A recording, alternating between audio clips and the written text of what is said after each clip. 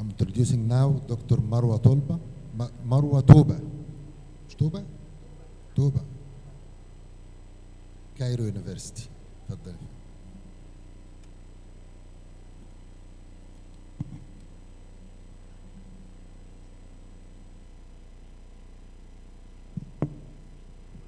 شكرا جزيلا. Good afternoon, dear professors and colleagues. First of all, I want to thank the organizing committee for this kind invitation. Our case for today is about a 55 years old male presented with easy fatigability for 1 year duration and a significant weight loss. He lost about 10 kilograms in 5 months.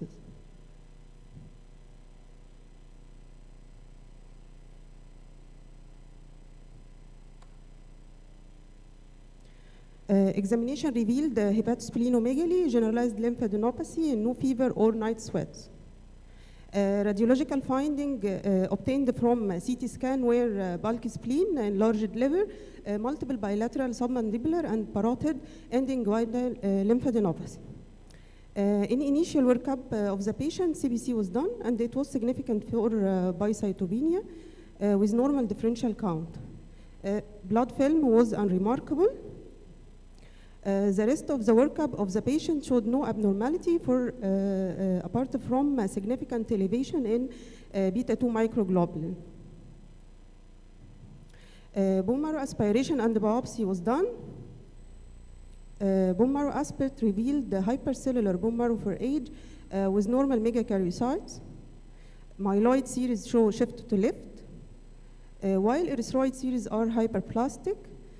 Some erythroid series show megaloblastoid changes, while the lymphoid population constitute 20% of the marrow cellularity. Examination of adequate core of bone marrow biopsy revealed the hypercellular bone marrow, with some spaces are nearly obliterated with no evident fat spaces. Thickened bone trabeculae with some areas show slight erosion. Low power view demonstrates the presence of the paratrabecular infiltrate as well as areas of diffuse dense infiltration. Note the paratrabecular localization of the infiltrate hugging the trabeculae. This is a high power view demonstrates the loose paratrabecular lymphoid infiltrate composed mainly of small to medium sized lymphocytes. A higher magnification demonstrates the loose lymphoid infiltrate admixed with macrophages. Residual hematopoietic element showing erythroid predominance. Together with increased megakaryocytes and areas of increased bone marrow eosinophils. Reticular stain show grade 1 fibrosis out of 4 with focal accentuation. Flow cytometry was done on samples obtained from peripheral blood and bone marrow. Lymphocytes was within normal range with normal percent of B and T cell subsets, while B cells was on the low normal range, constituting about 5%, while T cells was predominating. Kappa lambda light chain expression was polytypic with kappa lambda ratio 1.1 and no evidence of monoclonal or apparent B cells, no expression of apparent marker either CD10 or CD5, normal B cell population regarding their percentage and expression. We are surprised by the discrepancy between the flow cytometry results and the high suspicious bone marrow infiltrate. Actually, we expected to find the apparent population in the flow cytometry, so we need to tackle another pathway.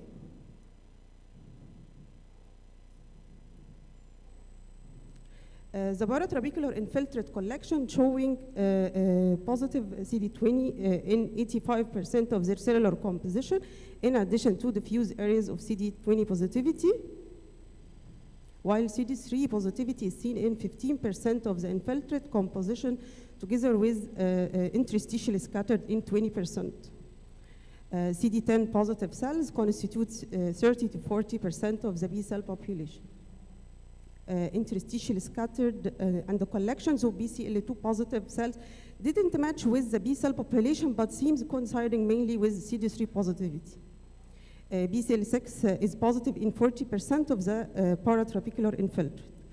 The Ki67 was negative in the infiltrate, expressed in less than 1%, while the normal hematopoietic element are positive.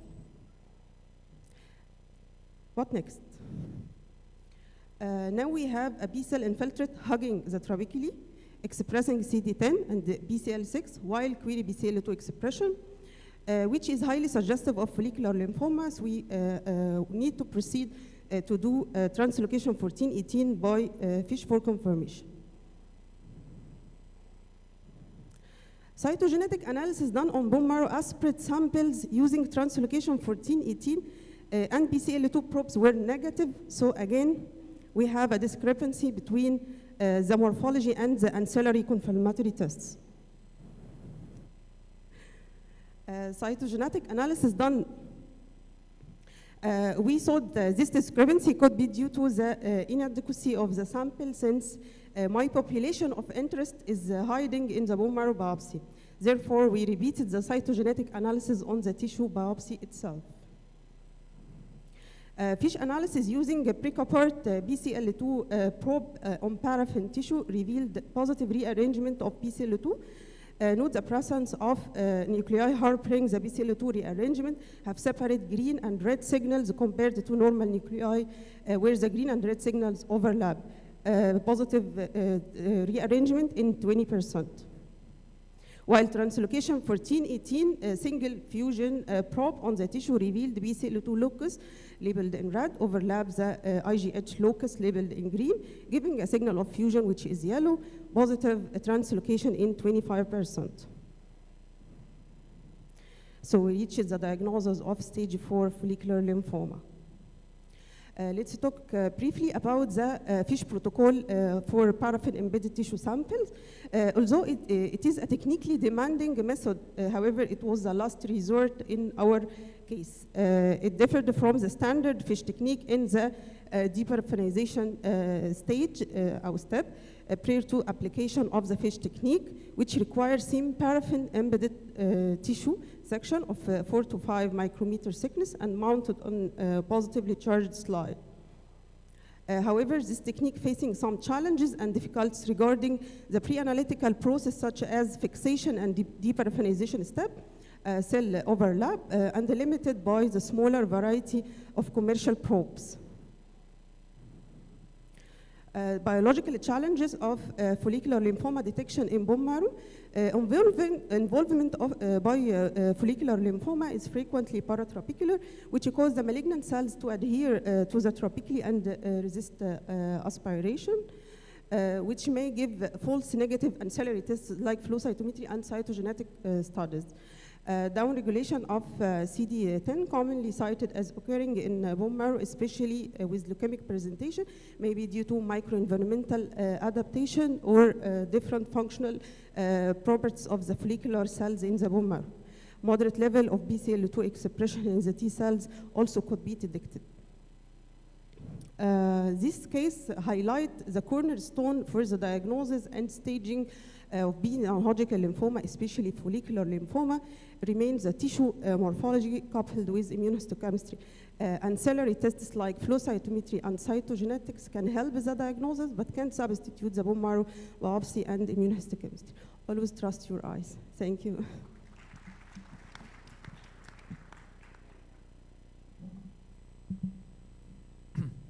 شكرا دكتورة مروة. Any question? Okay, thanks. اولا يعني انا بدايه بحيي جامعه قسم كلينيكال باثولوجي في جامعه القاهره وجامعه اسكندريه اللي خلونا نشوف يعني الشباب بقى الدكاتره المدرسين والمدرسين المساعدين هم اللي يقدموا الحالات 5 من 6. دي حاجه يعني تحسب ليهم، ان دايما بندفع بالجيل الصاعد اكتر ما نبدا نعتمد على نفس الناس القديمه هي اللي بتقدم، فدي بشكرهم عليهم شكر خاص. دلوقتي هقدم دكتوره انجي طاهر.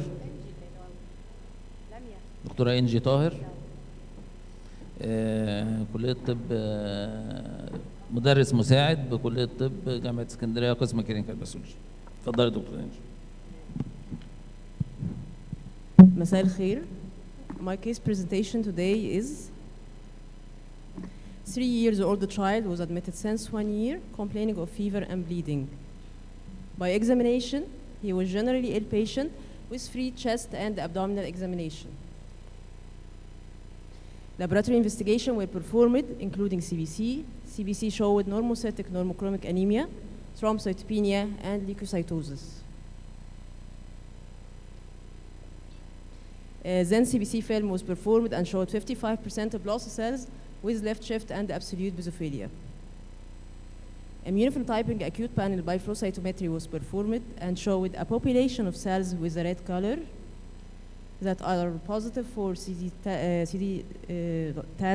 CD19, CD34, HLA-DR, and negative for CD2, CD7, CD13, CD33, and CD45. So both results of CBC and immunophenotyping were consistent with the diagnosis of benophloblastic lymphoma leukemia. Then chemotherapy was initiated with follow-up by bone marrow aspirate and flow cytometry MRD as follows. MRD was positive on day 15 and at the end of induction, and negative afterwards. After 1 year, during routine CBC follow-up, it was noticed that platelets count start to increase, followed by increase in white blood cell count to more than 100 within 4 months with left shift and absolute basophilia. The last CBC film showed severe thrombocytosis, severe leukocytosis with increase in all differentiate, left shift up to 2% blast, and the presence of immature myeloid precursors. And this is a picture of the peripheral blood. We can see in the upper figure degranulated basophils, and in the lower figure blast with immature myeloid precursors. So this is a case of BLL, coming now with high white blood cell count. The first thing we thought about was relapse, and if it's a relapse, so what is the significance of the absolute basophilia and left shift? To exclude the presence of relapse, the following investigations were recommended: bone marrow aspirate and biopsy, MRD by flow cytometry, and cytogenetic analysis. Bone marrow aspirate showed hypercellular bone marrow with increased granular poiesis, increased megakaryopoiesis, depressed erythropoiesis, presence of 2% of blast cell with increase in the basophilic element. And the bone marrow biopsy shows the same findings as the bone marrow aspirate. This is a bone marrow aspirate. We can see in the upper figure hypercellular bone marrow, and in the lower figure basophils with immature myeloid precursors. And this is the bone marrow biopsy. We can see the hypercellular bone marrow with increased granular poiesis. MRD by flow cytometry was performed on the bone marrow aspirate sample, and it was negative. Cytogenetic analysis shows the presence of translocation 922, Q34, Q11.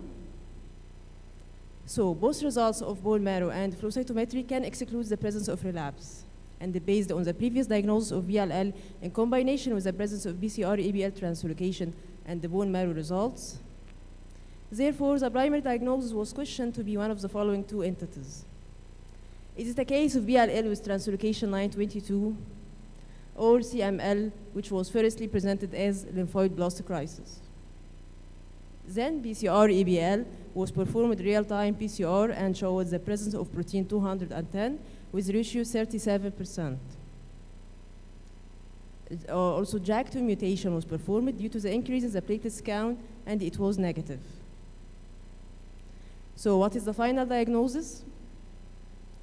Based on the previous findings in this case, the presence of BCR-ABL protein 210, the negativity for the B lymphoblast by flow cytometry and by morphology, and the presence of a picture of CML in chronic phase in the form of high white blood cell count, absolute basophilia, and left shift, all of these findings can conclude that the case is a case of CML in chronic phase now, which was firstly presented as lymphoid blast crisis.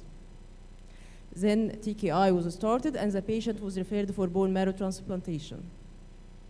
And this is the last CBC, showed decrease in platelets count and white blood cell counts.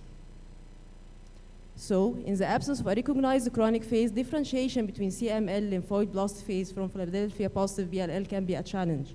Is it significant to know the difference? Yes, because it has an impact on the patient management and patient outcome. Usually, patients with CML lymphoid blast crisis have a poorer prognosis than de novo BLL cases, and usually treated with TKI, intensive chemotherapy followed by bone marrow transplantation, while patients with de novo BLL cases usually treated with the frontline regimens with TKI.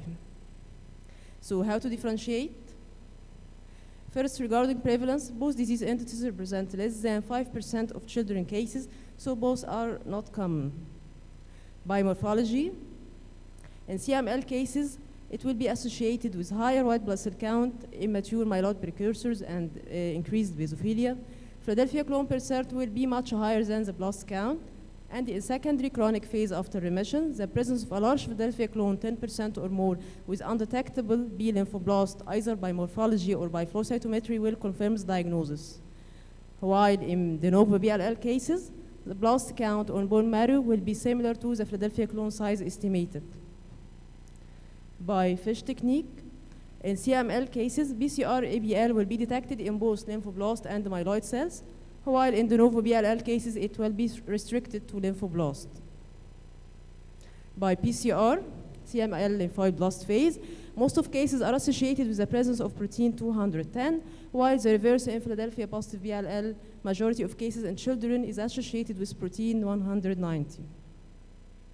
Regarding cytogenetic analysis, both disease entities are associated with the presence of additional chromosomal abnormalities, but it will be much higher in de novo BLL cases. And by flow cytometry, the current focus in CML research is the identification of the leukemic stem cells. These cells will reside within the same gate of the normal hematopoietic stem cells, CD45-DEM, CD34 positive, CD38 negative, while now there is an overmarker for the CML leukemic stem cells, which is CD26, because it's not expressed by the hematopoietic stem cells of healthy individuals, as well as the leukemic stem cells of any other hematological neoplasm. And its proportion will correlate with the TKI response. To conclude, CML presenting with a B lymphoblastic crisis as an initial presentation is very uncommon. It may present without typical CML morphology. It's important to differentiate such cases from de novo BLL case due to its impact on the patient management and prognosis, and combination between morphology, PCR technique, cytogenetic analysis, and flow cytometry is an important tool to reach an accurate initial diagnosis. Thank you.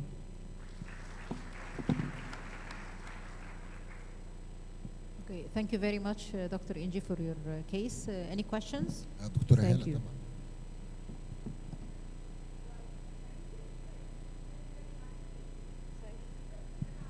Thank you, doctor.